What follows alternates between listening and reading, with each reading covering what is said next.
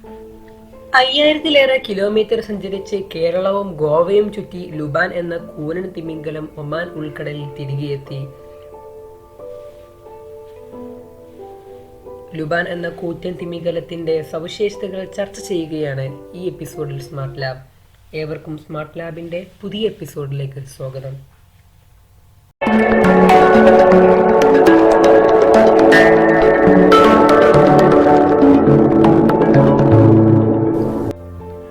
ഒമാനിലെ മസീറ ഉൾക്കടലിൽ നിന്ന് കഴിഞ്ഞ നവംബറിൽ ദേശാടനം തുടങ്ങിയതാണ് ലുബാൻ എന്ന പെൺ തിമിംഗലം. വംശനാശ ഭീഷണി നേരിടുന്ന കൂനൻ തിമിംഗലങ്ങളിൽ പെട്ടതാണ് ലുബാൻ. ഒമാൻ ഉൾക്കടലിൽ ആകെ 14 കൂനൻ തിമിംഗലങ്ങൾ മാത്രമാണ് ഉള്ളത്. അക്കൂട്ടത്തിൽ ഏക പെൺ തിമിംഗലമാണ് ലുബാൻ. മറ്റുള്ള തിമിംഗലങ്ങൾ സ്ഥിരമായി പുറപ്പെടുവിക്കുന്നതിൽ നിന്ന് വ്യത്യസ്തമായി ഇവക്ക് സ്വന്തമായി ശബ്ദമുണ്ട്. 10 മുതൽ 20 മിനിറ്റ് വരെ തുടർച്ചയായി ഈ തിമിംഗലങ്ങൾ പാട്ടുപാടാറുണ്ട്. ലോകത്തിന്റെ വിവിധ ഭാഗങ്ങളിലുള്ള 14 വിഭാഗം കൂനൻ തിമിംഗലങ്ങൾക്കും 14 തരം പാട്ടുകളാണെന്നതും രസകരമാണ്.